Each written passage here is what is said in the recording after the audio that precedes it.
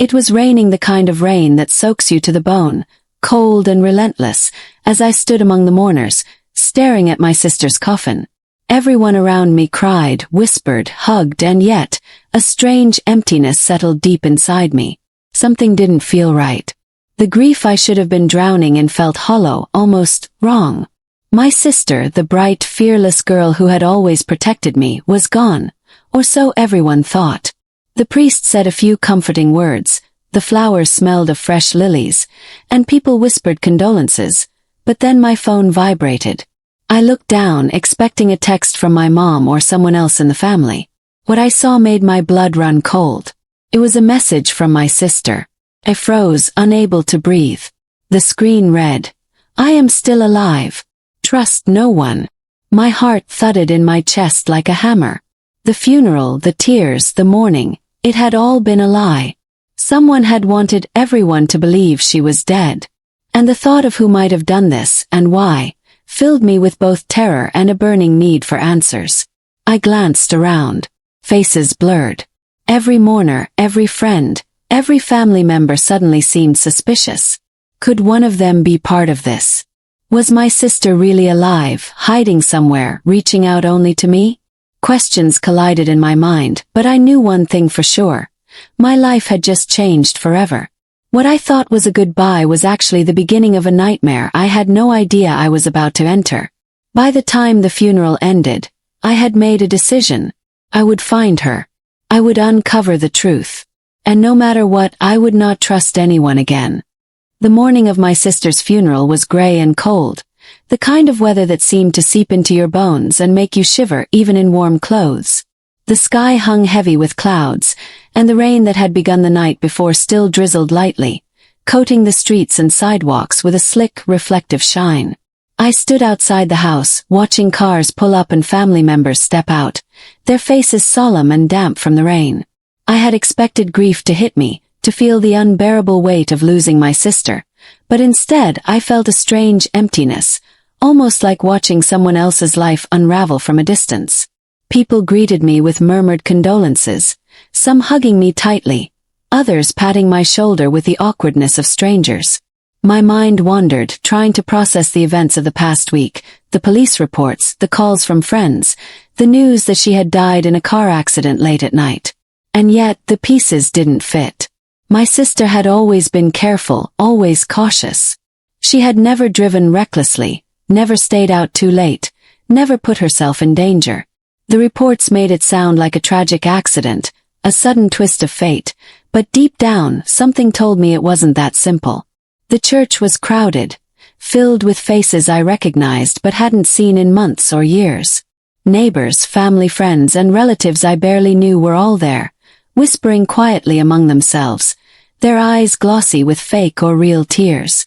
I sat near the front, next to my parents, who looked utterly broken, their hands clutching each other so tightly I was afraid their fingers would snap. The priest began speaking, his voice calm and deliberate, reciting passages about life, death, and the importance of remembering those who had passed.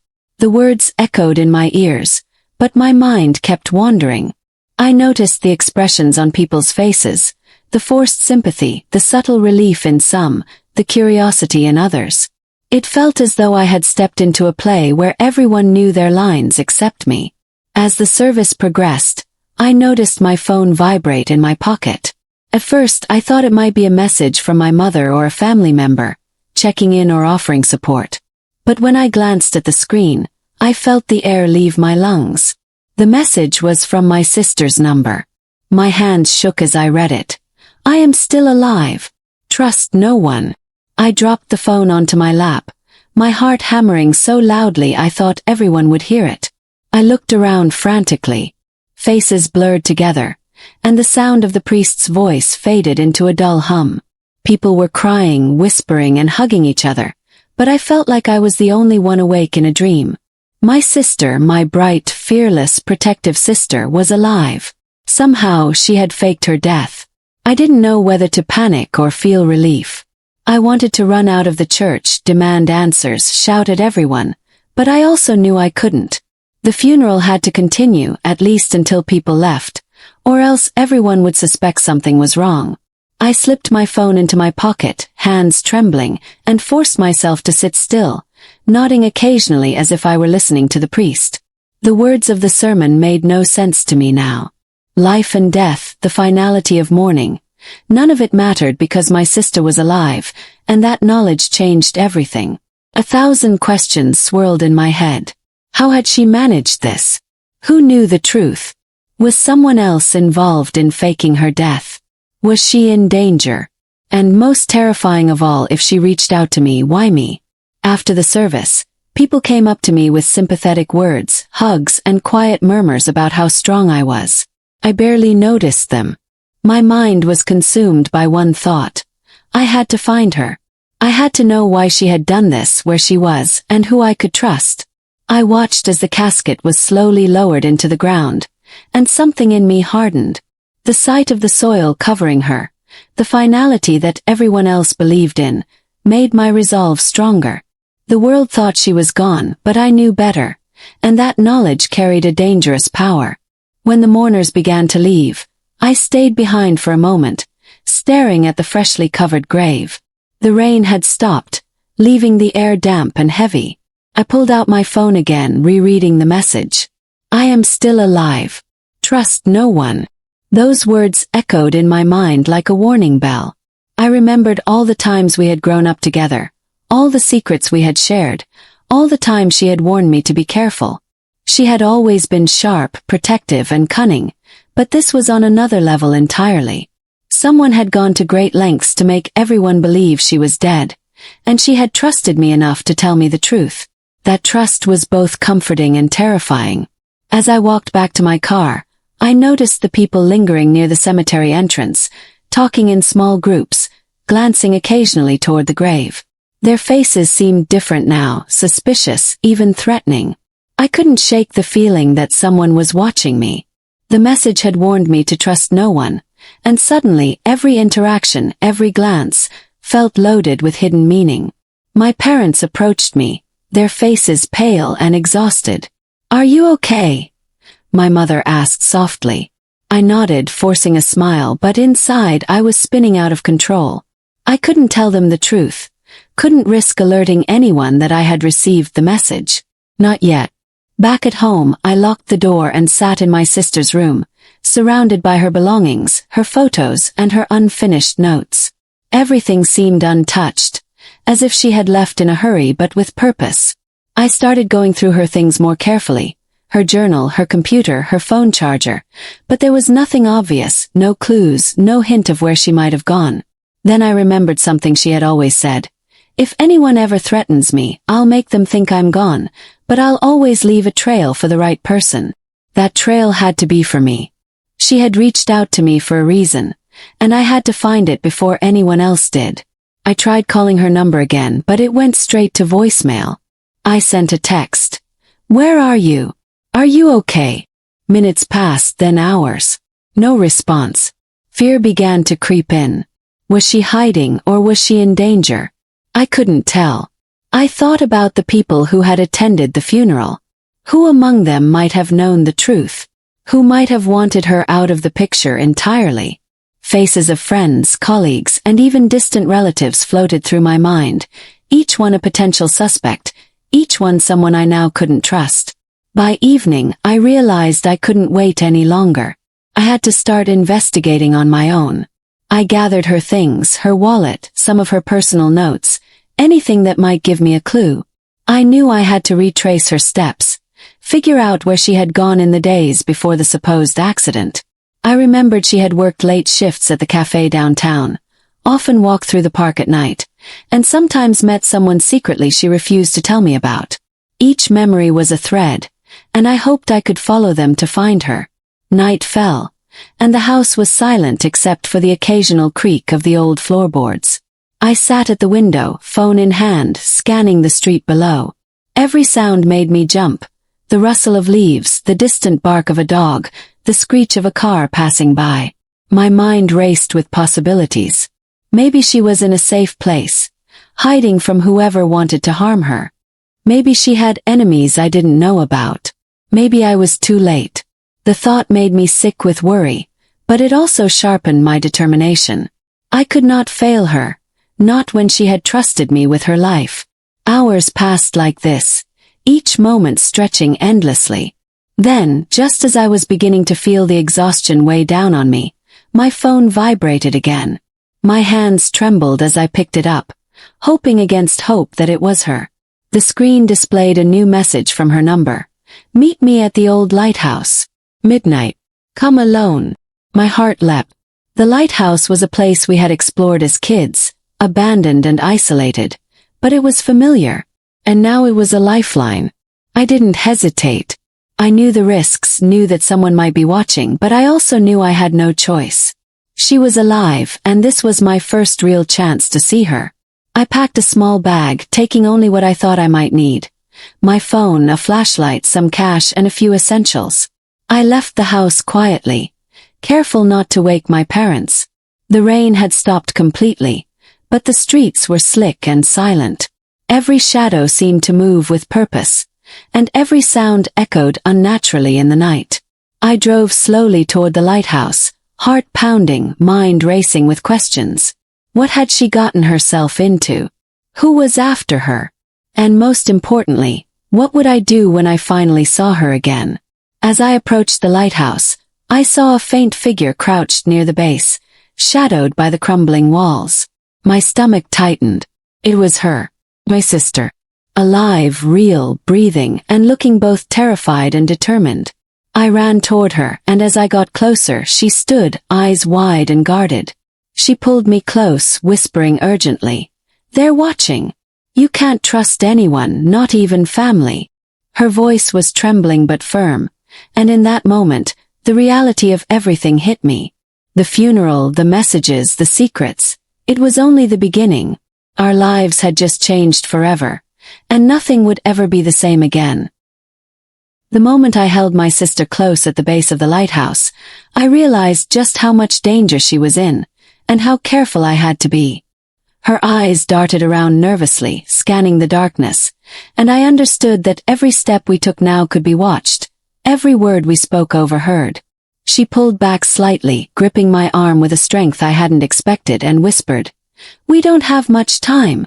I can't stay here long." I nodded, my mind racing as I tried to process what had happened. The thought of her being alive and in danger at the same time was almost too much to bear, but I forced myself to stay focused. We had to move, and we had to be careful.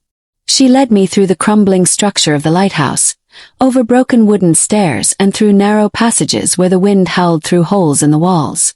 The old lighthouse had always been a place of childhood adventure, but now it felt like a trap, dark and foreboding, filled with the echo of our every step. I asked her what had happened, who she was hiding from, but she shook her head, her eyes dark with fear and urgency. "I'll explain everything soon, but not here. Too dangerous. We need to find somewhere safe first." The words made my stomach twist. Whoever was after her had to be powerful, organized, and ruthless, and the idea that someone had been able to fake her death so convincingly made me realize that this was bigger than we could have imagined. We slipped out of the lighthouse and moved toward the edge of the cliffs nearby, where she had parked a small, inconspicuous car that she had hidden from plain sight. I climbed in beside her, my hands trembling on the steering wheel, my mind spinning with questions and fears. She started the engine and pulled onto a narrow, winding road that led away from the town, and I watched the shadows of the cliffs pass by, feeling the weight of every second. "Who knew you were alive?" I asked quietly, afraid that even the sound of my voice might reach the wrong ears. She hesitated, then said, "A few people. People I thought I could trust." I realized too late that I was wrong. Now I'm on my own, and I had to disappear before they found me. "But I trust you, and that's why I reached out." Her voice was low and urgent, but there was a steadiness in it that reassured me. I realized then that whatever she had been involved in, it had been dangerous from the beginning, and she had known she might need to disappear at any moment. We drove for miles along winding, empty roads, avoiding towns and gas stations, stopping only to stretch and refuel in quiet, out-of-the-way places. The night was dark, the moon hidden behind thick clouds, and every shadow along the road seemed to hold a threat. I could see the tension in her eyes, the way her hands gripped the steering wheel, the occasional glance in the rearview mirror as if expecting someone to appear at any moment. She finally spoke, telling me fragments of her story. She had stumbled upon something she shouldn't have, something big enough to make people want her gone. It involved powerful people, secrets that could ruin lives and careers, and evidence that needed to be protected at all costs. When she realized that someone was following her, she had no choice but to disappear. The plan was messy, dangerous, and exhausting, but it had worked, at least for now. I listened, absorbing every word, feeling a mixture of fear, anger, and awe. My sister had always been clever, but this was on another level entirely. She had orchestrated her disappearance, faked her death, and now she was trusting me to help her navigate this mess. "Why me?" I asked, my voice shaking. She looked at me, eyes filled with a mixture of love and urgency. "Because I know you'll help me. And because you're the only one I can trust completely." The weight of her words sank into me. I had always relied on her, always felt protected by her, but now the roles had reversed. I was the one she needed, the one who had to act carefully, think clearly, and stay alert. We stopped finally at a small, abandoned cabin in the woods, far from the city and hidden from view. It was old, creaking, and dusty, but it was perfect for now, isolated, safe, and away from prying eyes. She led me inside, checked the locks, and started pulling out supplies. Food, flashlights, maps, and a small bag of cash. It was clear she had been preparing for this, even before I knew she was in danger. "We can stay here for a while," she said, her voice low. "But we can't stay too long. They'll be looking for me, and if they suspect I reached out, they'll come for both of us." I nodded, realizing that our safety was temporary, fragile, and dependent on careful planning. I could see the fear in her eyes, the tension in her body, but also the determination that had always made her so strong. The first night in the cabin passed in tense silence. We ate quietly, spoke in whispers, and kept the curtains drawn tight. Every sound outside, every rustle of the trees or distant howl of a dog, made us flinch. I tried to ask more questions, tried to get details, but she kept stopping me, shaking her head and reminding me, "Not yet. Not until we're sure." I realized then how careful she had been all along, how much she had risked, and how much trust she was placing in me. It was overwhelming, but I also felt a surge of determination. I would help her no matter what. The next day, she began showing me the small but crucial steps we needed to take. We went through her belongings, checking for hidden documents, encrypted files on her laptop, and any other evidence that could explain what she had discovered. She taught me how to use secure apps, burner phones, and private email accounts, all methods I had never needed to know before but now had to master quickly. It was a crash course in secrecy and caution, and I absorbed every word, realizing that my ordinary life was gone. My sister's enemies were real, and we had to be smarter than them, faster than them, and more careful than anyone else. Days passed and we established a routine. During the day, we stayed hidden in the cabin, avoiding any contact with the outside world, while at night, we scouted nearby towns and roads to gather information without being seen. My sister explained the network of people she had been investigating, a tangled web of lies, manipulation, and danger that went far beyond anything I had imagined. I realized that her disappearance had been only the tip of the iceberg. The real threat was still out there, watching, waiting, and planning. Every time we heard a car on the dirt road, my heart raced, and I instinctively checked the windows, doors, and nearby hiding spots. The paranoia was exhausting, but it was necessary. Despite the constant tension, moments of normalcy reminded me why I was fighting. We cooked simple meals together, talked quietly about childhood memories, and even laughed softly at the smallest jokes. It was these moments that kept us grounded, that reminded us that we were still alive and still human, even in the midst of danger. I began to see my sister not just as someone in trouble, but as a mentor, a strategist, and a fearless fighter. She had planned for this, survived threats I couldn't imagine, and now she was guiding me through it all. One night, as we sat by the small fireplace, she finally opened up more. She told me about the people she had trusted who had betrayed her, about the moments she had feared she wouldn't survive, and about the evidence she had found that could destroy careers and lives if revealed. Her voice was steady, but her eyes glimmered with anger and fear. She said, "They thought they could scare me into silence, but I'm stronger than they know. And with your help, we can make sure they pay for what they've done." Her words ignited something in me, a mix of fear, courage, and determination. I realized that I wasn't just helping my sister survive. I was becoming part of a fight bigger than either of us, a fight against lies, corruption, and danger. The following days were a blur of preparation, planning, and constant vigilance. We created fake trails, false leads, and encrypted communications to protect ourselves and confuse anyone who might be following. Each day brought small victories and terrifying setbacks. We found evidence of surveillance near the cabin, strange footprints in the mud, and even a note slipped under the door warning us to leave. My sister remained calm, focused, and methodical, guiding me step by step, but I could see the tension in her shoulders, the tightness in her jaw. She was human, vulnerable, and brave all at once. I knew then that this was only the beginning, that the real danger was yet to come, and that our bond, built on trust, love, and shared fear, would be our greatest weapon. By the end of the week, we had mapped out our next moves, identified safe houses, and created a network of contacts who could help without revealing our location. We had become ghosts, moving silently through the world, careful not to leave a trace, always watching, always planning. The message I had received at the funeral had been the spark that ignited a fire within me, a fire fueled by fear, love, and determination. I realized that my life had changed forever.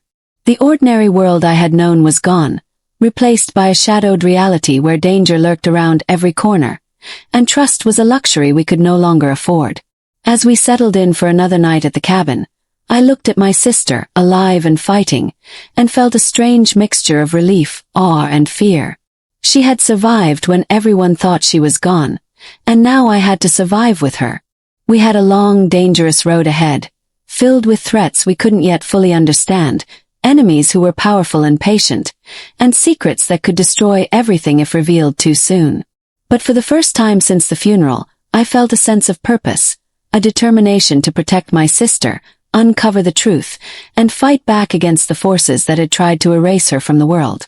Whatever came next, we would face it together, and we would not fail. The next morning, the cabin felt quieter than usual, almost too quiet, as if the world outside had paused and was watching us carefully. My sister had woken early, moving with the precision of someone who had survived countless close calls, preparing breakfast in silence while checking the surrounding area from the small windows. I tried to act normal, but my mind raced, replaying the events of the past week and the warning she had given me. Trust no one. Every sound outside, every shadow on the walls made me tense. We had no idea who was following her, how much they knew, or how far they were willing to go. She spoke little, her focus absolute, her eyes scanning constantly, calculating each move, and I realized that I was learning from a master in the art of survival. That day, she decided it was time to test our first real plan, a careful reconnaissance into town to gather information without alerting anyone. We needed to know who might be behind the plot, what their weaknesses were, and how we could protect ourselves if they discovered we were still alive. She handed me a small, concealed camera and a notebook, explaining that we would document everything without drawing attention. The streets of the town felt different now, almost hostile, every passerby a potential threat, every car a possible tale. I felt exposed, vulnerable, but I also felt a fierce determination rising in me, a fire to protect my sister and uncover the truth.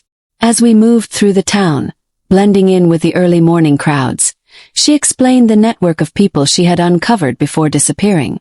Some were corrupt officials, others were influential business people, and a few were old acquaintances who had betrayed her.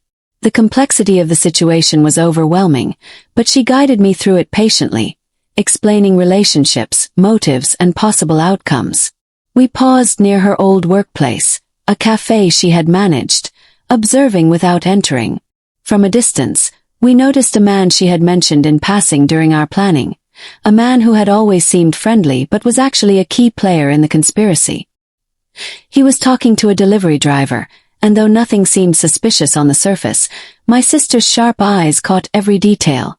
The gestures, the glances, the small signals that betrayed secrets.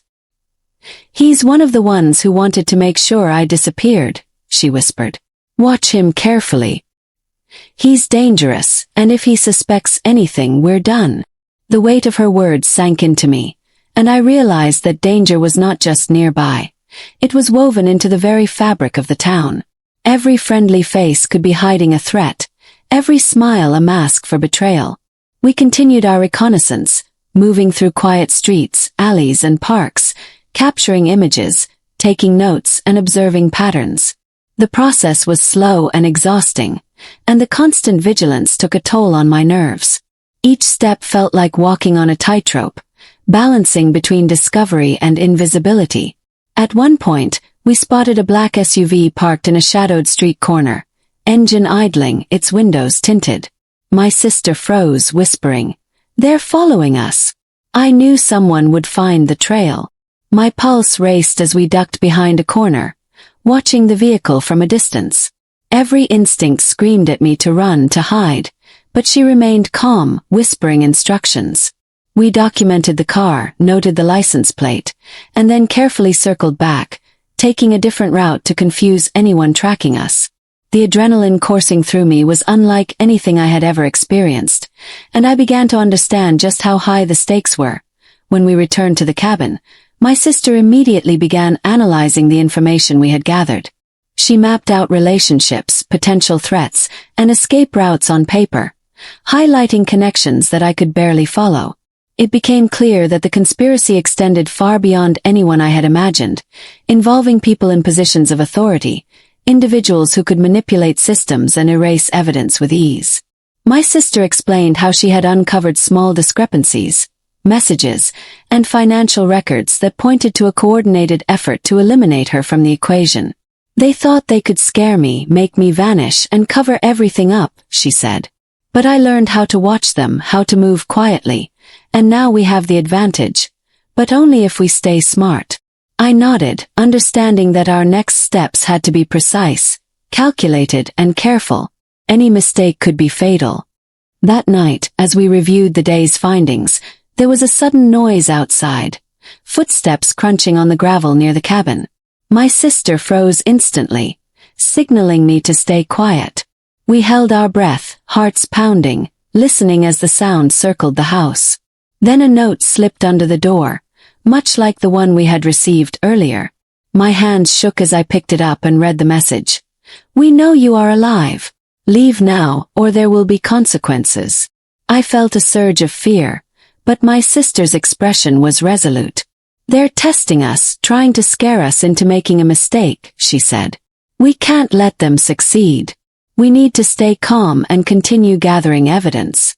This is exactly what they want, to panic us." Her words steadied me, but the reality was terrifying. Someone powerful was watching, tracking our movements, and capable of striking at any moment. Over the next several days, we intensified our efforts, using disguises, burner phones, and encrypted messages to communicate with trustworthy allies she had identified. She taught me how to spot surveillance, how to move without leaving a trace, and how to blend into any environment. Every day brought new challenges. A suspicious car parked nearby, a stranger lingering at a distance, or unexpected messages hinting at danger. Each incident reminded me that the world we were living in was no longer safe, and that our enemies were always one step ahead, testing our reactions, probing for weaknesses.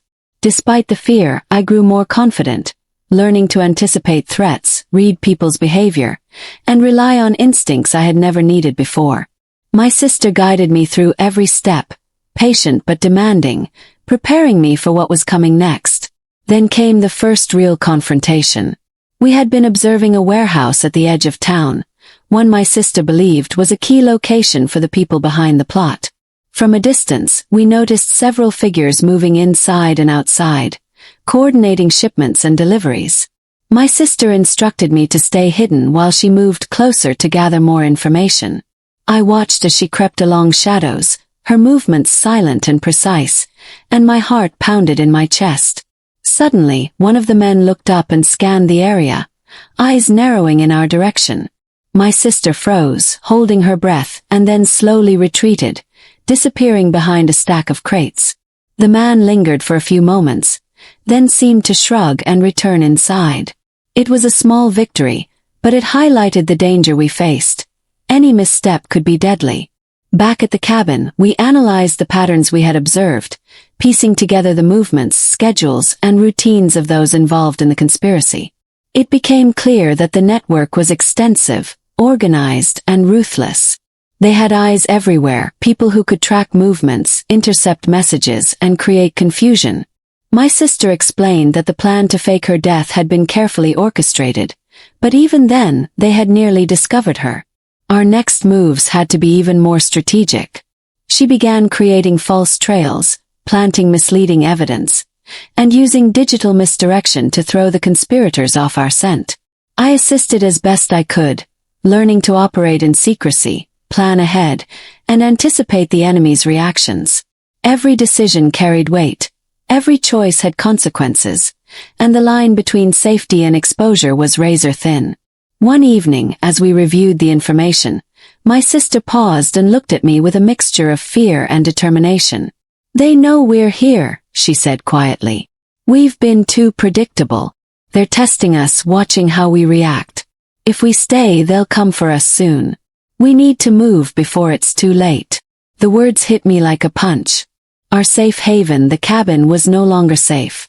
Someone was tracking us, someone powerful and patient, waiting for the right moment to strike. We packed quickly, taking only essentials, and prepared to move to a secondary location she had identified. The tension was suffocating, every noise outside the cabin making us flinch, every shadow a possible threat. I realized then that the fight was no longer about observation or intelligence. It was about survival, speed, and strategy. As we left under the cover of darkness, my sister guided me through forest paths and back roads, avoiding main highways and towns, careful to stay off any predictable route. We moved silently, communicating through whispers and hand signals, each step deliberate and cautious. The adrenaline surged in me, a mix of fear and focus, and I began to see the world differently. Every stranger could be an enemy, every friendly gesture a potential trap. Despite the danger, I felt a strange sense of exhilaration, a sharp awareness that I had never experienced before. I was learning to survive, to trust my instincts, and to fight alongside my sister, who remained my guide, protector, and mentor. Finally, we reached a secluded safe house, a small, nondescript building far from any main roads or towns. My sister immediately began securing the perimeter, checking for surveillance, and creating contingency plans. The relief of reaching the location was tempered by the realization that our enemies were still out there, patient and calculating. That night, as we sat quietly, planning our next steps, I felt the weight of everything pressing down on me. The danger, the secrets, the betrayal, and the responsibility to protect my sister. But I also felt a fierce determination, a commitment to uncovering the truth, exposing those responsible, and surviving whatever came next. We were in this together, and no matter how dangerous it became, we would fight. The conspiracy was vast, the threats real, but our bond, our trust, and our courage were stronger. And in that moment, I realized that the true battle had only just begun. The following days were a tense blur, each one filled with careful planning, observation, and the constant awareness that we were being hunted. The safe house provided some cover, but it was temporary. The realization that our enemies were skilled, patient, and relentless made every step outside feel like stepping into a trap. My sister had become a master strategist, mapping out routes, contacts, and potential threats with meticulous detail. She showed me how to notice small inconsistencies in people's behavior, how to spot surveillance in plain sight, and how to move undetected even in crowded places. I was learning quickly, but the weight of responsibility pressed on me. Every wrong move could cost us our lives. One morning, as the sun barely broke through the heavy clouds, she handed me a burner phone and a set of instructions. "We need to contact someone who can help us," she said. "But we have to be careful. One wrong message, one mistake, and they'll know exactly where we are." I nodded, gripping the phone tightly, my heart pounding with anxiety and anticipation. Our first task was to reach an ally, someone who had helped her before she went into hiding, someone she trusted completely. The tension was suffocating, yet the sense of purpose gave me a clarity I had never felt before. We left the safe house at dawn, taking back roads and avoiding main highways, careful not to leave a predictable trail. The landscape passed in shadows and muted colors, the early morning fog hiding us from prying eyes. My sister moved with the confidence of someone who had survived countless close calls, yet there was an intensity in her gaze, a constant scanning of our surroundings that reminded me how fragile our situation was. We reached a small, unremarkable cafe on the outskirts of a nearby town, one she had used as a meeting point before. The place was quiet, almost deserted, and she guided me to a corner table where we could observe the entrance without being noticed. Minutes stretched into hours, every sound amplified in our awareness. My pulse raced each time someone entered, each time a car pulled into the lot. Finally, a man appeared at the door, looking around cautiously before slipping inside. My sister's expression softened slightly, but her eyes remained sharp. This was him, our contact, the person who could provide critical information to help us navigate the conspiracy. The man introduced himself quietly, speaking in hushed tones as if the walls themselves had ears. He handed us a folder filled with documents, photographs, and reports, all detailing the extent of the plot against my sister. My hands shook as I scanned the pages, realizing the enormity of what we were dealing with. Corruption, manipulation, and threats reached into corners of power I had never imagined, people willing to go to extreme lengths to protect their secrets. My sister explained how she had discovered inconsistencies, shady deals, and hidden agendas, all of which had made her a target. The man emphasized the danger, warning that those involved were watching, calculating, and ready to strike at the first sign of exposure. The room felt smaller, the air heavier, and I understood for the first time that our fight was not just about survival. It was about confronting a network that would stop at nothing to maintain control. After leaving the cafe, we returned to the safe house, but the journey was tense and silent. Every passing vehicle, every pedestrian, seemed like a potential threat. My sister instructed me on how to observe without being obvious, how to track movements without leaving traces, and how to anticipate the strategies of those hunting us. It was exhausting mentally and physically, but I was growing sharper, more aware, and more capable. We spent the next few days analyzing the documents we had received, identifying key players, possible vulnerabilities, and safe routes for movement. Each piece of information brought clarity, but also increased the danger. The more we learned, the more likely it became that we would be discovered. The stakes were higher than ever, and the margin for error had shrunk to nearly zero. One night, as we reviewed our notes and planned our next moves, a loud crash outside startled us. My sister reacted instantly, signaling me to stay low. The sound came again, closer this time, followed by muffled voices. I felt my stomach twist with fear, but she remained composed, her eyes calculating the risk and the source of the intrusion. We watched through the window as two figures approached, moving cautiously yet deliberately. My sister whispered, "They've found us. We have to act fast." Adrenaline surged through me as she guided me to a hidden exit, a small side door that led into the woods. We moved quickly and silently, disappearing into the night, hearts pounding, minds racing. Every shadow seemed alive, every sound amplified, and I realized that our enemies were not just skilled. They were relentless, patient, and willing to do whatever it took to achieve their goal. For the next several days, we remained on the move, never staying in one place long enough to feel safe. We used abandoned cabins, rented rooms under false identities, and forest paths to evade detection. Each night brought new challenges.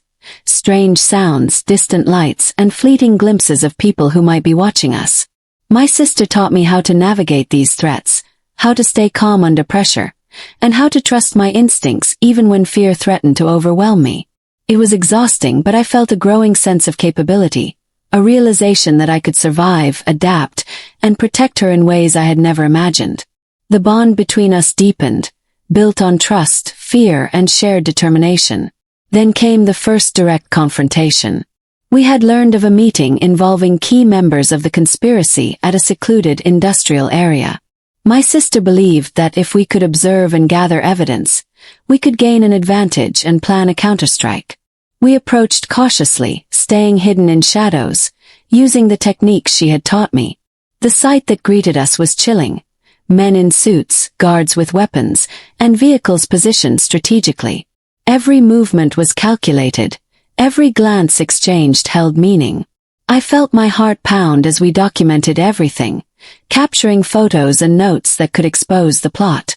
Suddenly, one of the guards looked directly at us, and I froze. My sister reacted instantly, dragging me behind a stack of crates. We held our breath as the guard scanned the area, then moved on, unaware of our presence. The encounter left us shaken, but it also confirmed what we already suspected. Our enemies were always vigilant, always ready, and capable of tracking even the smallest movements. Back at our temporary safe location, my sister reviewed the evidence we had gathered. Her face was tense, eyes narrowed, and hands steady as she connected the dots. She explained the significance of each detail, the relationships between individuals, and the potential risks if any of it were exposed prematurely. I listened, absorbing every word, understanding that the conspiracy was more extensive and dangerous than I had imagined. Each revelation brought both clarity and fear, but my determination grew stronger. I realized that survival was not enough. We had to act strategically, outsmarting those who believed they had the upper hand. As days turned into nights, we continued our careful movements, gathering intelligence, creating false trails, and preparing for the next phase of our plan. The constant vigilance was exhausting, but the necessity of staying ahead of our enemies left no room for error. We encountered several close calls, suspicious vehicles parked near our temporary locations, strangers loitering in areas we had scouted, and unexpected phone calls with cryptic messages. Each incident reinforced the danger we were in and the precision required to survive. Despite the fear, I felt a growing confidence, an understanding of how to navigate this dangerous world alongside my sister.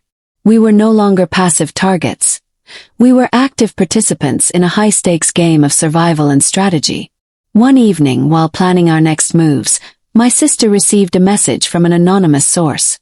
"We know you're still alive. Stop hiding or consequences will follow." My stomach sank as I read the words. She immediately assessed the threat, analyzing the possible origin, the level of danger, and the next logical steps. "They're closing in," she said, her voice steady but laced with urgency. "We need to act, not react. We can't stay hidden forever.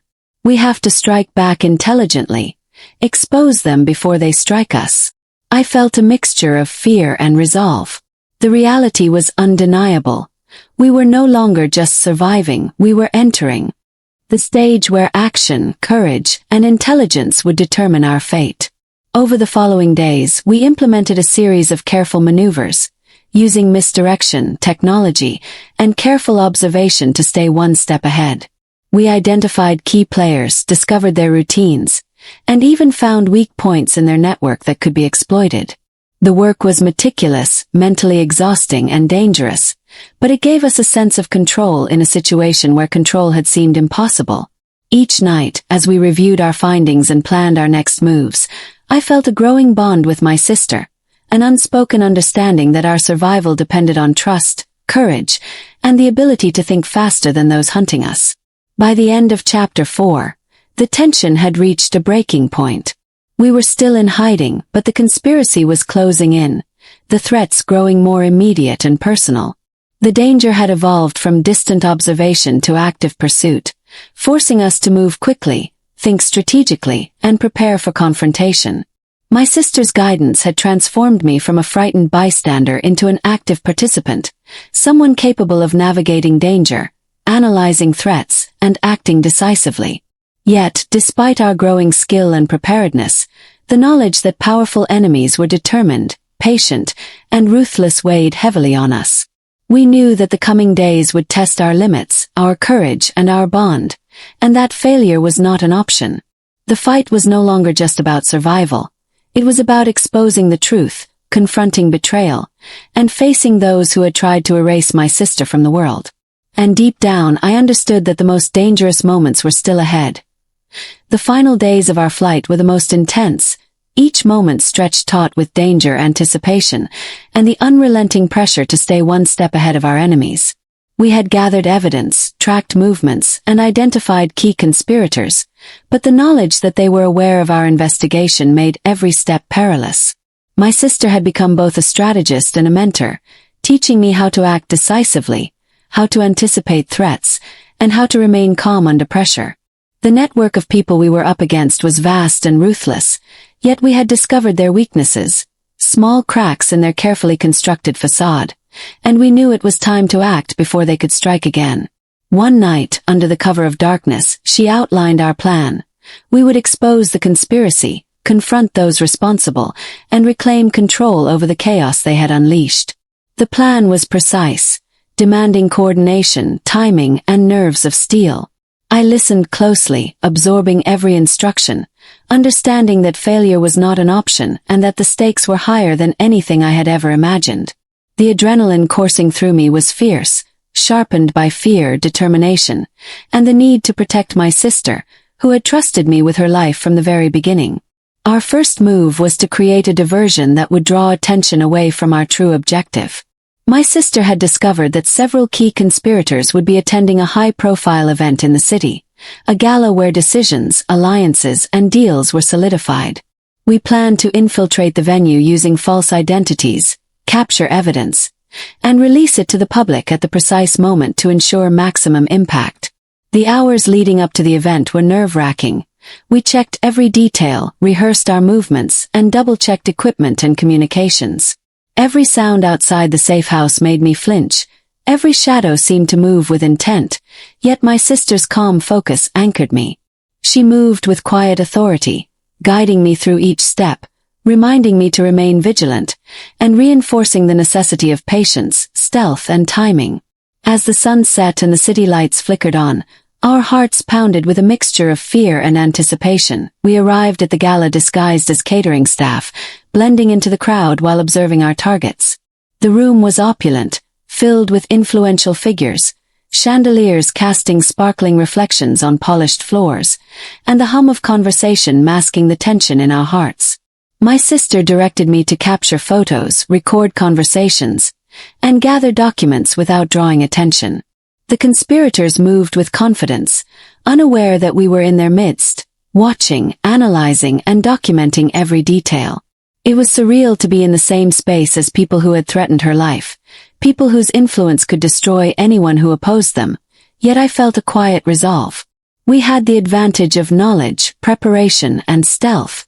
My sister whispered, "Stay focused. One mistake and it's over. But we can do this.